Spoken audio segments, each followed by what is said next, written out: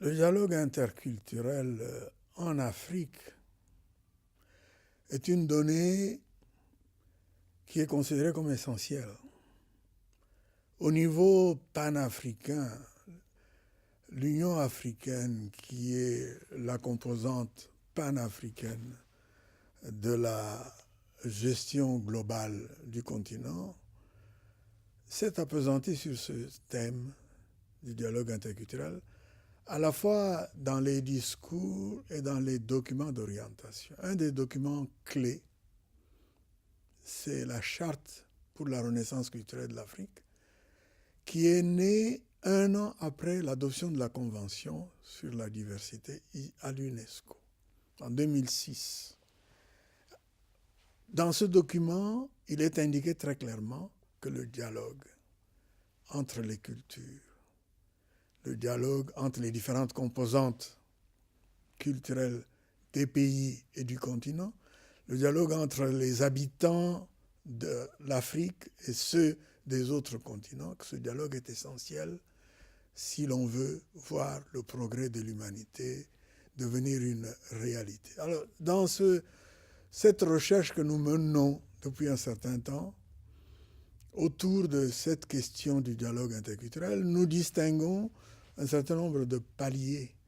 Il y a le dialogue interne à une société, à un pays, les différentes composantes de la communauté nationale, les hommes, les femmes, les enfants, les malades, les pauvres, les riches, mais également les minorités, les peuples qu'on appelle indigènes, les pygmées en Afrique centrale ou les San en Afrique australe, Namibie, Botswana et d'autres.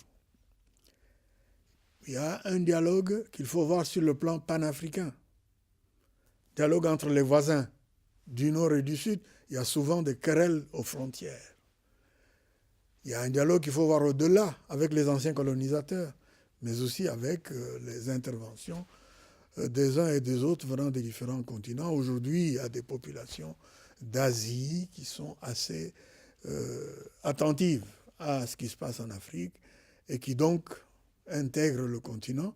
Il y a également, vis-à-vis de ces populations, un besoin d'aider à ce que le dialogue entre les cultures apportées par les autres et les cultures trouvées par les autres, qu'il y ait un dialogue entre ces cultures pour la compréhension mutuelle.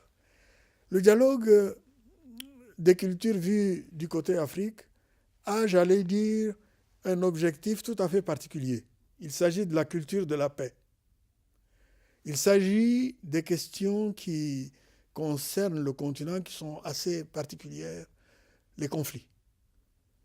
C'est la prévention des conflits et c'est dans la résolution des conflits que se situe cette préoccupation de favoriser, faciliter le dialogue. La culture de la paix, l'UNESCO a eu à emboîter le pas à des préoccupations qui existaient déjà dans la région dans les années 89. En effet, d'après les documents et les expériences qu'on a eues, à Yamoussoukro, en Côte d'Ivoire, le principe de la culture de la paix a été proclamé par le directeur général de l'UNESCO. Mais s'est installé également dans la même ville un projet qui est une réalité, qui est une fondation au Houphouët-Boigny sur la culture de la paix. Pendant une vingtaine d'années, ce principe de culture de la paix a fonctionné de façon tout à fait heureuse. Puis, il y a eu un silence, et tout d'un coup, dans les années 2013, ce principe revient, et à partir d'un forum organisé à Luanda, en Angola, la culture de la paix est relancée. Le dialogue des cultures en Afrique vise essentiellement la prévention, la résolution des conflits pour une culture de paix. Et les documents de reconnaissance de ce qui s'est fait, les documents qui permettent à l'historien et à l'observateur de vérifier et de voir ce qui se fait ici et là, les documents sont multiples. Il y a au-delà des documents traditionnels, des publications et des recommandations et des documents comme ceux que j'indiquais de l'Union africaine, il y a des documents qui sont sur Internet, il y a des documents à caractère e-learning, comme on dit en anglais, des documents qu'utilisent les centres de recherche. C'est essentiellement dans les centres de recherche. Et nous en avons épinglé un certain nombre dans le document que nous avons produit. On en a répertorié un certain nombre dans les différentes sous-régions. En Afrique de l'Ouest, par exemple, à l'université Gaston Berger, il y a un centre d'études des religions, parce que la religion occupe une place centrale dans les conflits. Il y a un centre de paix et d'études de religion à l'université Gaston Berger, à Saint-Louis au Sénégal. Il y a un centre qui est un institut catégorie 2 de l'UNESCO à Beokuta, c'est à 200 km de Lagos au Nigeria, Institute of African Culture and International Understanding, ISU, qui lui s'est lancé non seulement dans la proclamation de la nécessité de veiller à promouvoir ce dialogue, mais est passé dans la recherche de terrain à l'illustration de ce qui peut se faire ici et là, dans 3 pays principalement, le Nigeria, le Kenya et le Mozambique.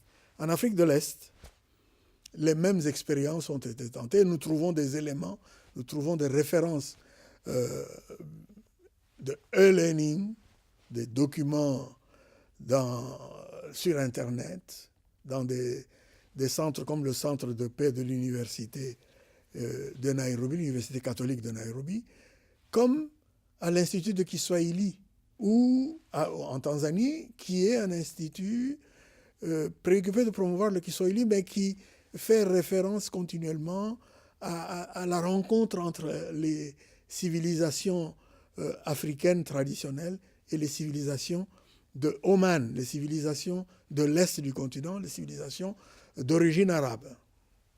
De même qu'au Burundi, à Bujumbura, à l'université du Burundi, vous avez un département assez fort sur la culture de la paix qui a été initié avec le concours de l'UNESCO, mais qui fonctionne à l'intérieur de la faculté des arts et lettres de l'université du Burundi, et qui, lui, à l'intérieur même du Burundi, travaille sur les questions de paix.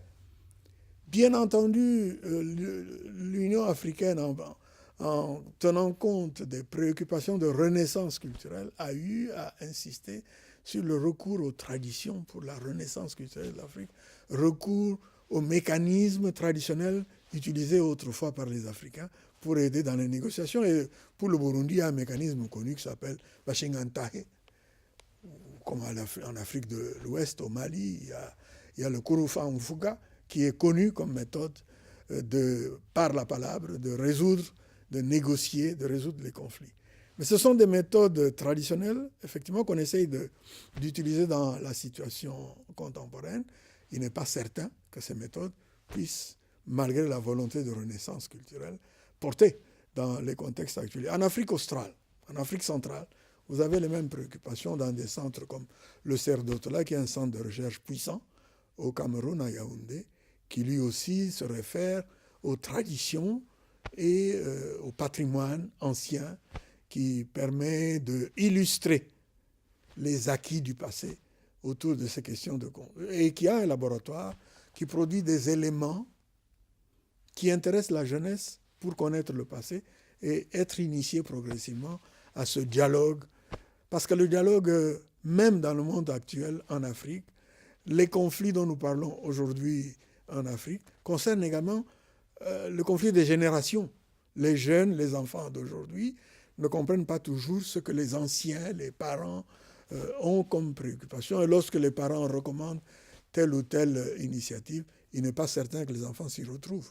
Et là, l'intervention de l'Internet, là, l'intervention des nouveaux médias et des nouveaux moyens est de première importance, parce que les enfants ont leur langage d'aujourd'hui, qui n'est pas le langage d'hier. Nous avons la même chose au Zimbabwe et en Afrique du Sud, où moi-même j'ai eu à passer par des situations particulières, notamment dans les années 1992-93, lorsque le combat contre l'apartheid avait pris une tournure tout à fait particulière, tout à fait tragique. Il m'avait été demandé à ce moment-là de travailler à côté de l'ANC, qui était le parti majoritaire des Noirs, pour essayer de faciliter le dialogue avec les Afrikaners. Et il a fallu utiliser les méthodes non pas traditionnelles, mais les méthodes tout à fait modernes de négociation entre les afrikaners et les communautés majoritaires de l'époque. Mais au même moment, il fallait amener les communautés majoritaires des Noirs à tenir compte de la nécessité de dialoguer à leur tour avec les populations, j'allais dire indigènes, les San. Voilà un peu ce que je peux dire à ce sujet pour l'instant.